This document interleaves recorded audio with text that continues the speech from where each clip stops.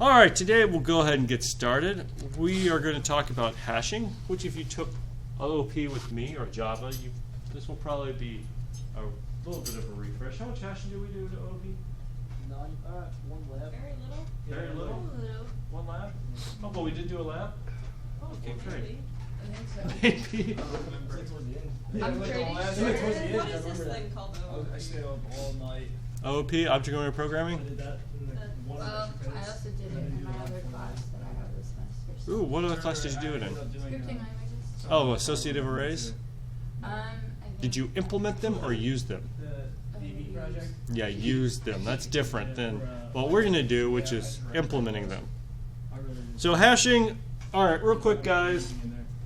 A lot of people consider this the most important data structure because in general, if you don't know what to use, just use a hash table and then only change it if you need to.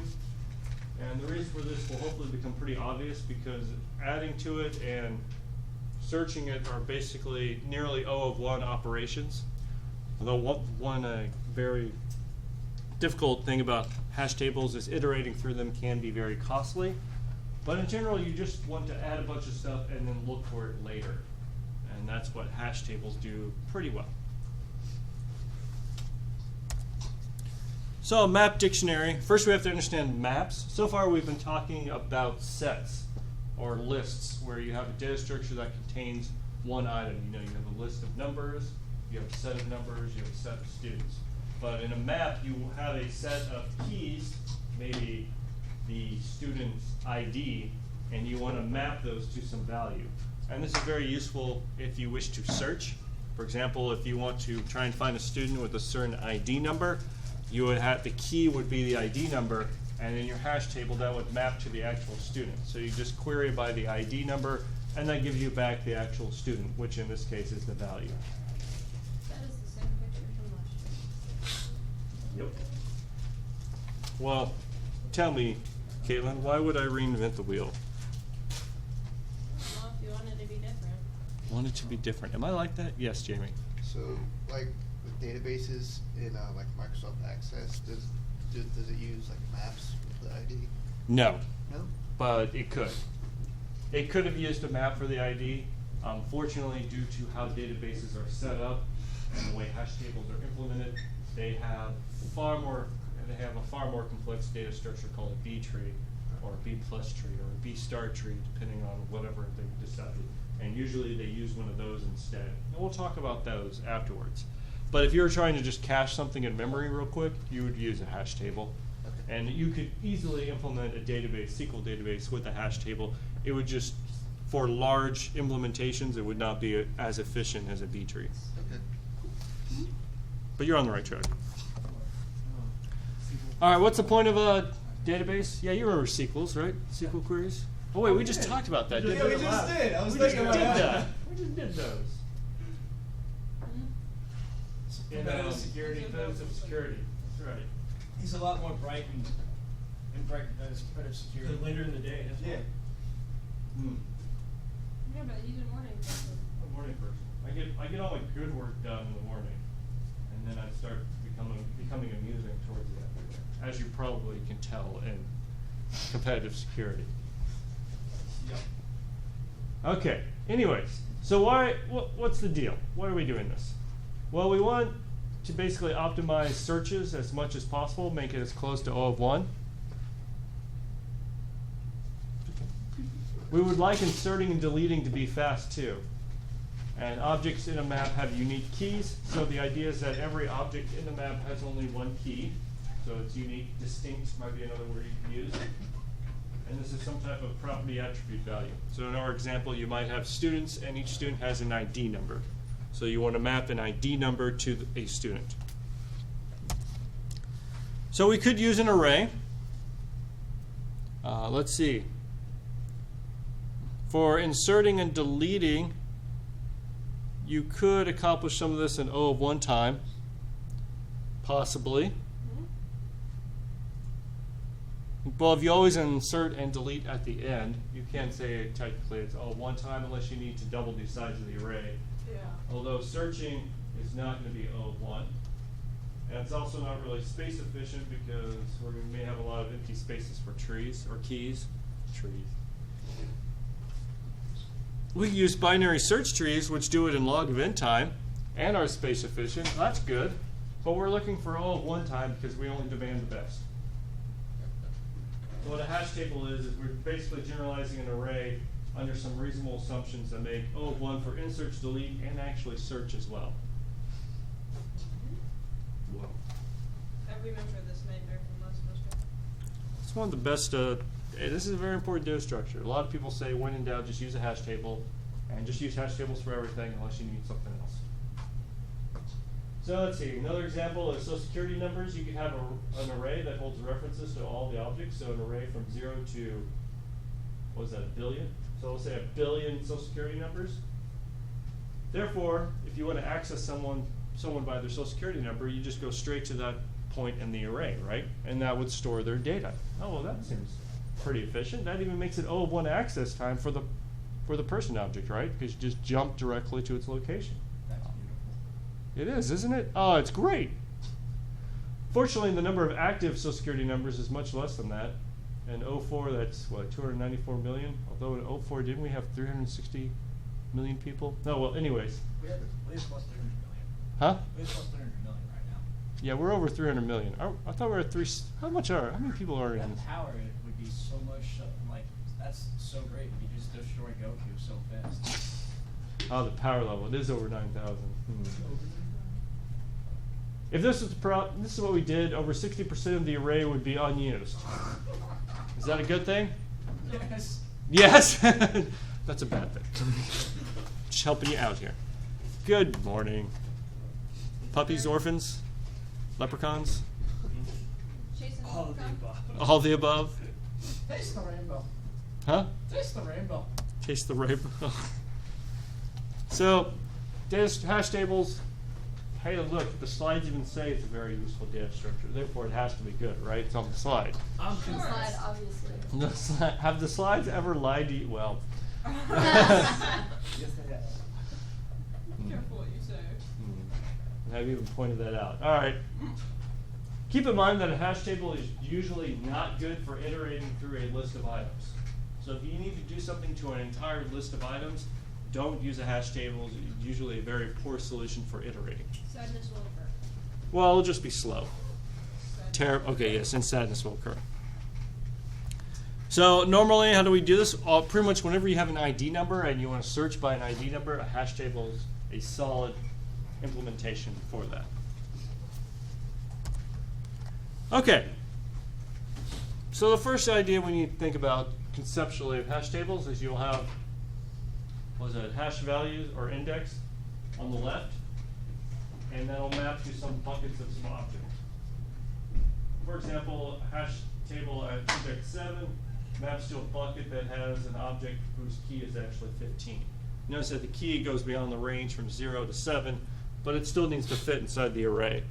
And same thing with your index at 4 maps to one that has a key of 4, but also maybe another one that has a key of 30. 30 goes beyond 7, so we got to put somewhere else in the hash table. And 2 goes to 2, and 1 goes to 1. All right. Sure. Sure? Sure. So to solve hash tables, you must first make sure this arrow is actually over here. So they solve the problem by using a smaller array by what's called a hash function. If you have a bunch of keys, it essentially translates those keys to fit within the array.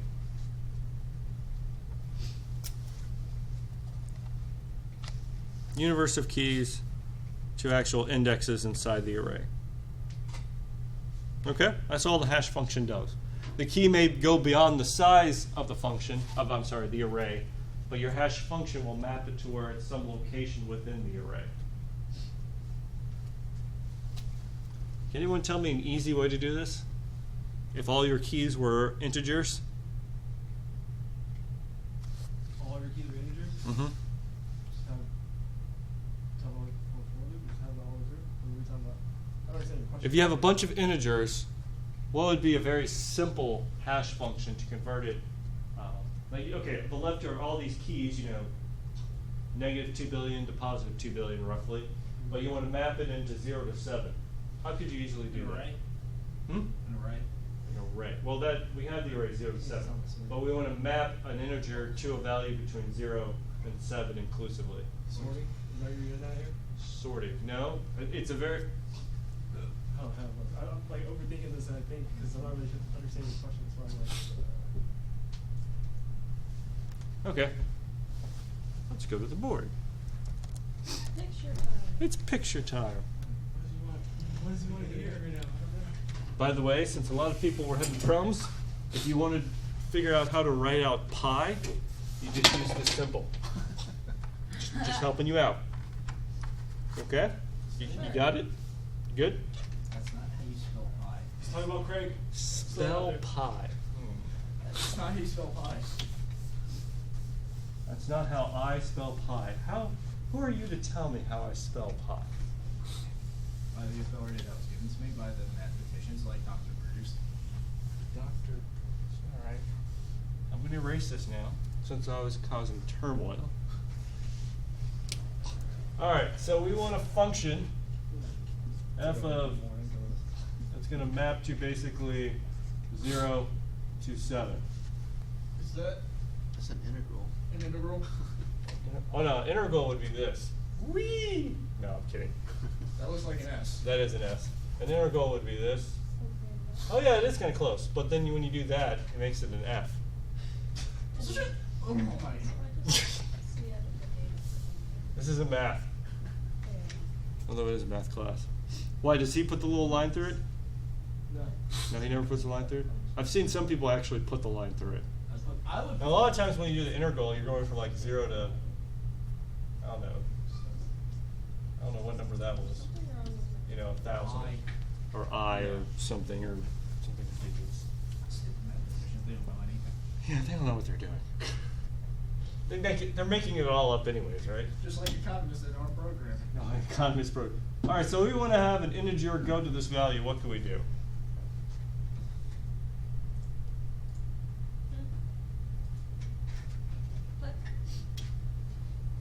If you have an integer and you want to make it go between 0 and 7 inclusively, what can you do to that integer? Let's say you have divided by, I like where this is going. 7. So you divide it, so we get 1,000 divided by 7. I'll even put a little thing right there for you. You good? He's eating stuff in his face. I can see it. He's stuffing his face. Huh? All right. What does that equal? Deer in the headlights. Yeah, deer in the headlights. Does that equal something between 0 to 7? No. But you're on the right track. It's not divided by 7. It's What are you? Oh, it's the 3. the percentage sign. Mod? odd. All right. But that would give you a number between 0 and 7. 6. 6. So you really want 8. Ah. There you go. I knew it was that thing. I just didn't know what the name was. Modulus, mod, Percent sign. the percent sign. All right. Okay. I'll see we have pictures here. See, we're just saying key 1 and key 3 both go to index 3. All right. So hash value or hash index, what do we got? Used to index, oh wow, that's amazing. All right. So a hash function is going to take the key and return an index into your hash table. All we're saying is you want to create a function. Over here we're calling it lowercase h that takes your key, whatever it is. It could be an integer, a string, a double, a student record, and map it to some index into the hash table. The key is specific value associated with the object. Keep in mind that the key needs to be distinct, aka the key can only map to one thing in the hash table, at least for our slides. There are some implementations that allow you to map multiple keys. That allow you to map one key to multiple values, but let's not think of it that way for now. That just makes it more confusing than is necessary. So you might have a hash function on integers, a hash function on string, a hash function on item type. And when you do an insert, basically your value is your hash function of the key into some table equal that item, and then you'll have your item. Bless you. Yes, bless you. Okay. Yeah, really angry witches now. You're like, Yeah. Okay. So, anyone, any questions on this yet? Comments? Concerns? Concerns? So what do we want this hash function to be? We want it to be fast, because we're looking for all of one operation. And you want it to be a good distribution of hash values so the items are distributed evenly throughout the array. And hash function can be used as input for any number of things. Why do we want it evenly distributed throughout the array?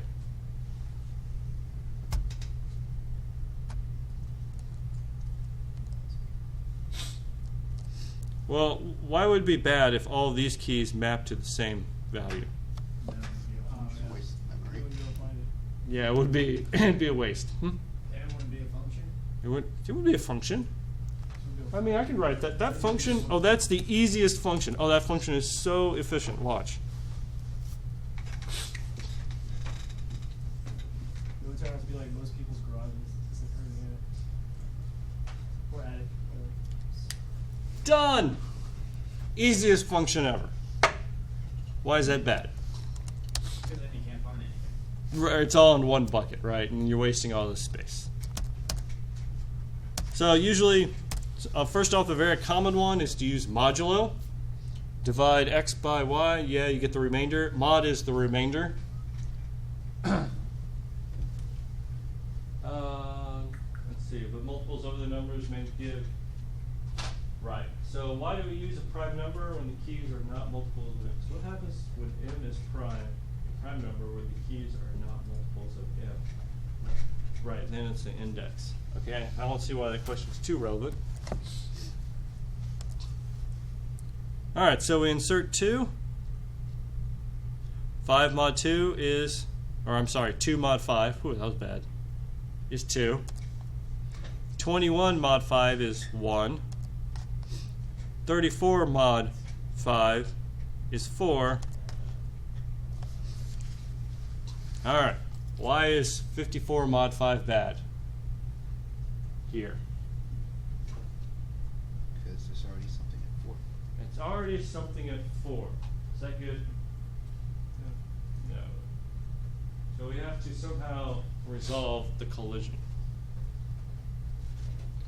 So how can we stuff more than one element into something in the array? Pointers? Pointers, all right. More high level. This is data structures. We have an array. We want to be able to store more than one item in each element of the array. We could use a array of arrays. Okay, that's definitely a solution. What would be better than to use an array when it's adding items? A list. A list, right. What type of list? Linked list. The linked, yeah. So definitely one way to do this is a linked list. So a problem arises when you have two keys that hash the same entry. There are two ways to resolve the collision. One is with chaining. Every hash table contains a pointer to a linked list, which is great. And the second one is with open addressing. When you have a collision, you just basically try and find another spot in the array to put that item in.